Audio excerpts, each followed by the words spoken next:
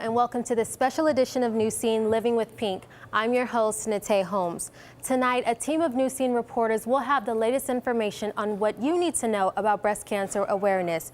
We'll be talking with many affected by the disease and the resources available to those in need. Recently, I had the chance to sit down with two women who have been diagnosed with breast cancer. They shared their experience in a candid interview. When I went for my annual checkup with my primary care physician, she asked me, and I said I did feel something, and she felt it. So she said, let's do a mammogram. Nothing showed up on the mammogram. So we went to another test, and they saw it then. Instead of developing a lump, mine flatlined, and it kind of went out like a tree branch. No lump would have ever developed in the type of cancer that I had. The only way it would have been detectable was through a mammogram. They fast-tracked me because they said it was a very aggressive growing tumor, and so they fast-tracked me to have my surgery. I too had to have the chemotherapy and radiation therapy. Our skin, in terms of the melanin African-American skin, had a tendency to burn more, and the fairer you are, the more of the burns that you would see. And I was burned from here all the way up to my shoulder. And because you have the flashback, so it doesn't just burn a particular area, it burns everything. And so putting on a shirt took me 15 minutes every morning. But I can say that I'm 14 years post-cancer. Wow. And glad and grateful for every single day. And I kept telling myself, the mantra that I gave myself was, I would go through anything because the alternative was not something I was willing to face, and that was death. 30% of all females lose their mate during this process. Not the other way around. And I'm not saying not to demean men or anything like that, but sometimes people can't take that and they lose their mate. Is there anything in particular, good or bad, that you felt was a lasting impression during your time? For me, I think it's the why. You know, why me? Now I think, why not me? I believe now that I was diagnosed with breast cancer because my daughter-in-law would be diagnosed with breast cancer. She has a daughter, just like Angela. And we will not give up because we know we want to be there for our kids. We know that's what we're going to do. And that's what she's going to do. I don't care what anybody says, when they dump poison in you, there's going to be side effects. It changes your whole body chemistry.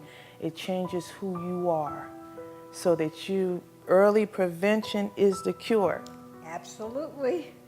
So if I don't say anything else, forget about that hair and them nails, and you go get those mammograms. And men, if you're listening, you make sure that your daughters and your sisters and your wives are on schedule for their yearly mammogram, because that may save your life.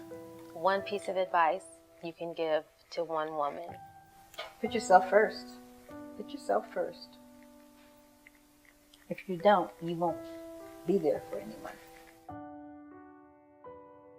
Angela. For a woman that's going through cancer right now, there is hope. And you sometimes just gotta hang on to it. Just believe and hang on.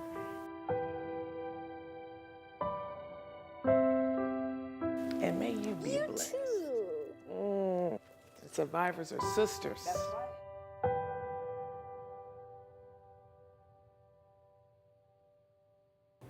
Speaking to these ladies was an absolute honor. One thing they did want to stress is for all women to get those mammograms.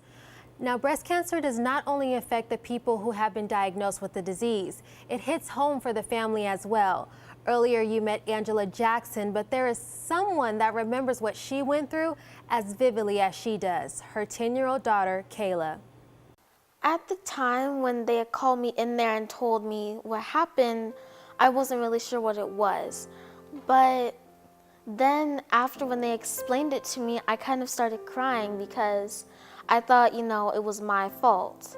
But then after she explained it just happened, it was never my fault, I finally got over the fact that she had cancer and decided to really help her. When she had went through chemo and radiation, she had to do like regular doctor visits, and she went to the doctors a lot. And I got nervous, and I was wondering what if she came back to the house and she had told me some bad news. What made me cry was that when she was in surgery and she didn't look really good, like with all that those tubes on her face and everything. And when she sat there sleeping, she didn't look comfortable.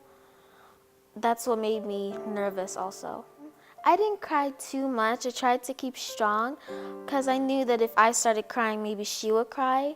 So I started being really brave. Sometimes when I was alone, I would cry a little bit. She told me that her hair would fall out and that she would be wearing like a scarf or sometimes no scarf. And like sometimes when she would go out, she'd be wearing a scarf, but she still looked like the same person to me. I think that what she went through was very tough. I knew that she would sometimes have breakdowns, emotional breakdowns, and that she might not be able to go with me some places anymore. She'd have to rest more. But I had still got over the fact, and I tried to hang out with her as much as I can. And she even went to work. She still went places with me, and she still did the normal stuff in her life. I think she handled it very well. I mean, there's sometimes, like, I bet in cancer, you probably have emotions switch back and forth. You're happy, you're sad, you're angry, you're not. And I think she took it very well, and she was very brave. I'd want to say thank you to all my family members that, came and visit, and the family members, because they used to send like cards and little gift cards for her to get food and everything. And I'd want to say thank you for going out of their way to do all that for her. That was really nice. During this process, Kayla's family continuously talked to her about what was going on, and that is how she was able to stay strong and be there for her mother. Our next story highlights the challenges that spouses have to deal with learning their loved ones are diagnosed with the disease. David Villegas shares how he stood by his wife's side for over a decade during her battle. She had a mammogram 3 months before, but she found it on her own. Didn't notice anything really out of the odd. Just maybe it was just a mosquito bite or something. It wouldn't go away. So went to the doctor. They took a biopsy. When they took it, that was like one of the hardest 3 days of waiting for. And doctor came in after the results came out and said, "You have breast cancer." In that one sentence, when he said that, it just went through our minds so fast. And it was one of those things that it's out of control. We don't know what to do, what we're saying, what's going on. There was a couple of options we needed to look at. First was a partial mastectomy and chemotherapy, basically removing one of her breasts. She opted to remove it. Maybe about a month or two later, we started the chemotherapy treatment. I took her to every appointment, and it was pretty routine after like the fourth one. We knew her hair was gonna fall out. To beat that to the punch, she let me cut her hair off in the kitchen. And so we had a little kitchen party and cutting it all up and doing all kind of stuff, and all the boys are watching and everything. So, you know, that was one of those memories that I'll never forget. After the end of the year, in all the treatment, he says, well, our scans show that you're cancer-free for now. Once you make the 5-year mark, then you're kind of free and clear. And that wasn't the case in our story. A month before her 5th year, she got very sick for some unknown reason. It went from stage 2 breast cancer to stage 4 metastatic breast cancer. After about a 8-month treatment plan, her scans were cleared again. 6 months later, it came back again. This time it came to her brain. Cleared that up. Now we're basically going into our 8th year. It comes back again. So we treated that again. 4 months later, it comes back to her brain again. We can't win for some reason. My wife was a real big fighter. Now we're pushing into the 10th year. It came back again.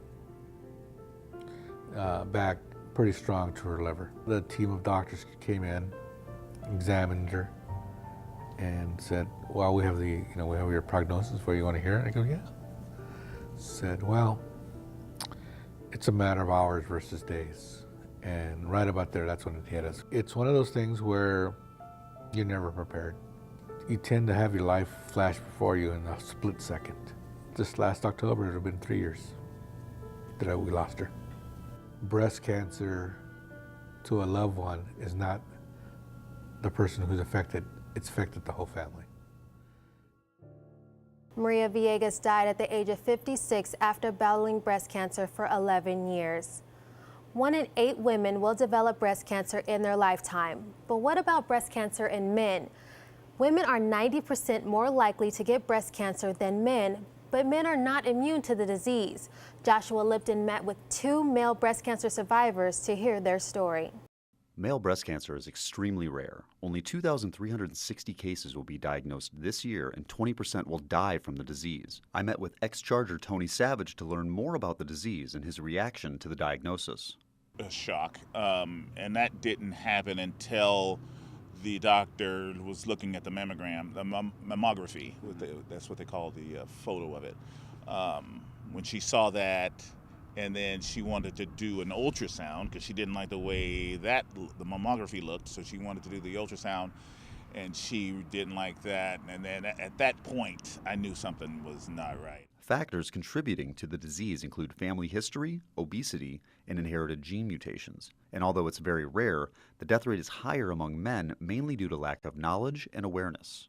If you're a male and you think there's something in there that doesn't feel right, get rid of your ego. We can get breast cancer, go in and get checked. Breast cancer doesn't care how rich you are, it doesn't care if you're a man or a woman, and it doesn't care how many times you've been on TV. We caught up with Channel 10's own Bill Griffith to get his male breast cancer survival story. Considered the dean of San Diego television, Griffith has been working at KGTV Channel 10 for nearly 40 years. In 2004, he was told he had breast cancer after a year of discomfort and misdiagnosis. So they did a lumpectomy, and it turned out that it was breast cancer. And we were both shocked. He was shocked, I was shocked, my wife was shocked. When the shock finally wore off, it was the family's strong sense of faith that helped them fight back. I'm a man of faith, and I just thought, and my wife and I both, we prayed about it, and we thought, maybe there's more to this. Griffith began a blog shortly after to spread awareness on the disease and offer advice to other men. As a result of that blog, that journal during those 5 or 6 months and in the months thereafter, I have been contacted by and interacted with 12 men in San Diego County who have been diagnosed with breast cancer. 2 stories of courage and recovery from San Diego greats Tony Savage and Bill Griffith. They prove that cancer can be defeated with proper awareness and a strong will to live. With photojournalist Roxana Paul, I'm Joshua Lipton, Newscene. Both men and women should perform routine checkups at home and keep your doctor informed of any health issues or past history of cancer. And it may be true that routine mammogram screenings aren't on every woman's priority list. Newscene's Brittany Ford visited Sharp Medical Center, where they are changing the perception of mammograms with a new groundbreaking technology. Statistics have shown that too many women are still avoiding getting routine mammograms. The negative stigma that is tied to breast exams are one of the main reasons why women avoid regular checkups. I'm here at the downtown Sharp Steele location, where they're one of the first healthcare providers in California to provide the latest in mammogram technology. The Sensory Suite mammogram technology helps with preventative care, and I got to speak with the physician and the director of radiology that gave us all of the latest. Premise is designed to relax the patient so that we have less chances of any kind of motion and anxiety, because a lot of patients have built up anxiety about these exams. And we also want the patient to come back. We want to make sure that they're getting their yearly mammograms, and we're just trying to make it as pleasant as possible. In the exam room, patients are distracted from discomfort by an interactive spa-like experience that simulates sight, smell, and hearing. Sensory Suite provides an environment that the patient is able to customize. The patient has the option to select from different profiles of relaxing video and soothing sounds, which is key in the overall experience. By having the auditory stimulation of the appropriate sounds, they can control the environment a little bit more than, like you say, if you just walk into a doctor's office. Preventative care is the first step to beating any disease, and Sensory Suite is special because it encourages positive preventative care experiences and focuses on what's important. There's a big focus on preventative care, and preventative care, if you can make the environment and you can make the experience better for the patient, then it just becomes a point of compliance, where they're taking initiative of their own care. The Sensory Suite technology is now available at the Sharp Steele, Mira Mesa, and downtown locations. For Newscene, Brittany Ford. After using the Sensory Suite technology, 99% of women say they would return to the facility for their next mammogram. As we mentioned before, hair loss is a major side effect for women undergoing chemotherapy or radiation. But there is one salon in Mission Valley bringing women hope, confidence, and perseverance. Angie White has more. This is where confidence and peace is found, where patients can feel like themselves again after long hours of chemotherapy and doctor's appointments. A Greater Hope San Diego is dedicated to making women feel beautiful even after hair loss and mastectomies. At the heart of this salon is Ophelia Martinez, the owner of A Greater Hope. Not everybody can do this. You have to have it in your heart to give, and I do give, and the ladies receive what I give, and they're very grateful for that. Their team has been serving and building relationships with breast cancer patients for the past 10 years. A Greater Hope is capable of helping anyone no matter what their insurance covers. There are women that come in, a lot of times the insurance doesn't cover wigs. All insurances cover prosthesis and mastectomy bras, so we usually can take care of that side of it. We often discount our wigs. We also do take donations, so women that have had their hair grow back, they can bring us in their wigs, and Ophelia cleans them and fixes them and makes them look brand new, and then we can have people come in and we fit them as well for those. So when they don't have insurance, we like to have as many options as possible so that we make sure we can meet the needs of all women, not just the ones that have insurance.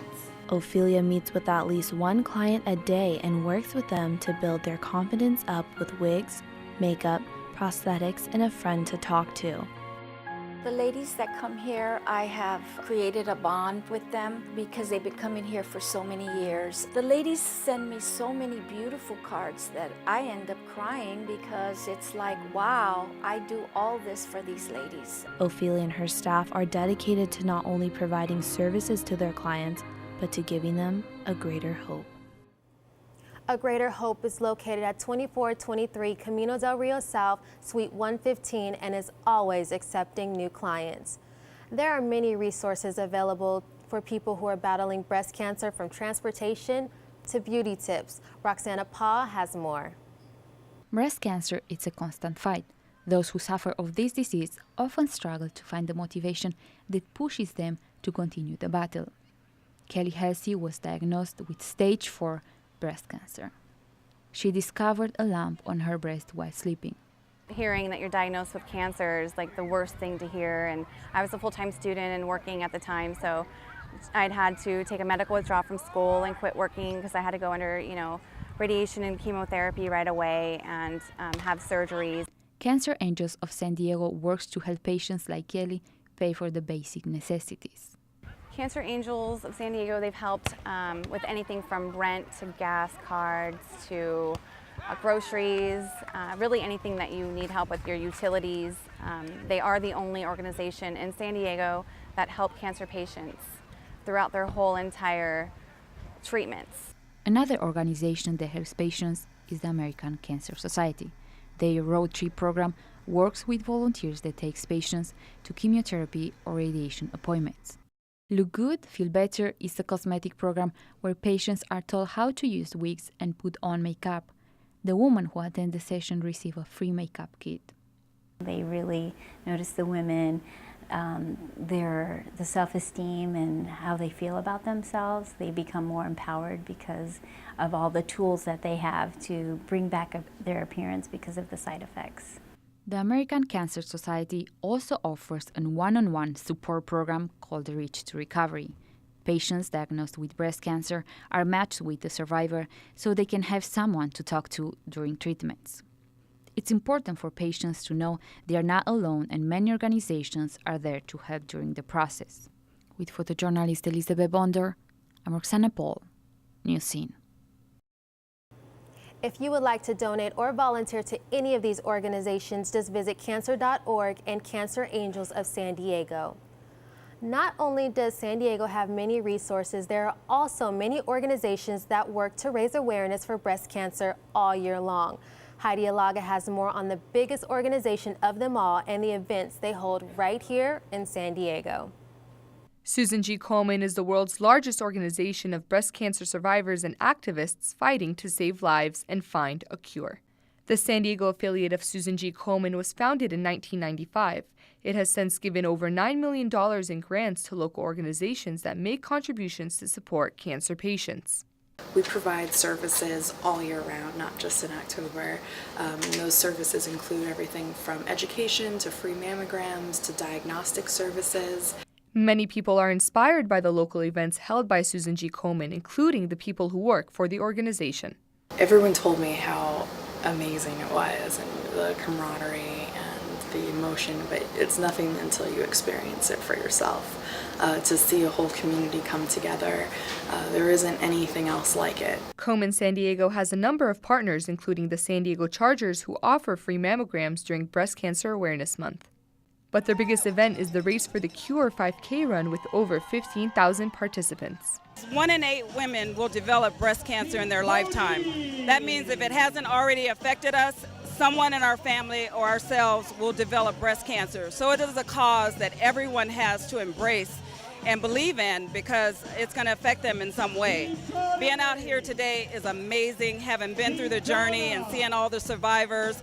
It is just, it's very sentimental to me today to be out here. So many folks are out here today because they've either personally been touched as a survivor or they have a family member, a loved one, and they're taking that pain and putting it into a purpose of raising money to help support women in our community who are living with breast cancer. And for every dollar Komen San Diego raises, 75 cents goes to the San Diego community to find a cure. Heidi Alaga, Newscene. You can still donate to Race for the Cure. Just visit KomenSanDiego.org. And we may be highlighting the importance of breast cancer awareness, but there are many types of cancers that affect millions of people all year long. Dallas Richter is here with our cancer calendar.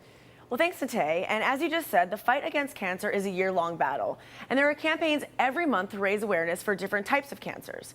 So Breast Cancer Awareness Month in October is one of the most well-known. All month long, celebrities, corporations, and athletes, they promote pink to help raise money to fight the disease. So if October is mostly about the ladies, then November is all about the guys. So have you heard about the Movember or No Shave November movement? Well, it's when those guys, they sport the mustaches. It started in Australia in 2003. And since then, the Movember Foundation has raised more than $500 million and funded more than 800 programs. Organizers say they started the movement because men are more likely to ignore the warning signs of failing health than women. Experts say half of all men will be diagnosed with cancer in their lifetimes. Here are some steps that you can take to make sure that you stay healthy. Number one is know your family history. Some cancers are genetic, so if you know any family members that have prostate or testicular cancer, get yourself checked early and often. Move around. Exercise is so important for physical and mental health. Doctors say that if you are not already active, you can start small, like taking the stairs or going on a daily walk. Every bit counts. Get enough sleep. So the body needs at least 7 hours of sleep per night. Experts recommend 8. Your body and mind need that rest to recharge and heal from any damage throughout the day. Manage your stress. So long-term stress especially can be detrimental to your health. If you're stressed, you can find things you like to do to relax, like playing sports or spending more time with friends and family. And lastly, take action early. The earlier you catch anything, the easier it will be to treat. Listen to your body and get checkups regularly. And most importantly, don't ignore any warning signs or red flags with your health. So we talked about October and we talked about November, but there are other notable months on the cancer awareness calendar. January, that's the next one coming up. That's cervical cancer awareness.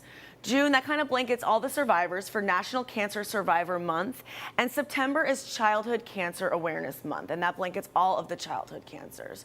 So there are plenty of different kinds of cancers that we can be raising awareness of all year long. There's a lot of work to do. Nate, I'll send it back to you.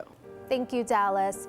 We hope we have inspired you to get screened or to use some of the resources we mentioned in the show. To those living with the disease, continue to stay strong in your fight. And that's it for this special edition of Newscene Living with Pink. I'm Nate Holmes. Have a great evening.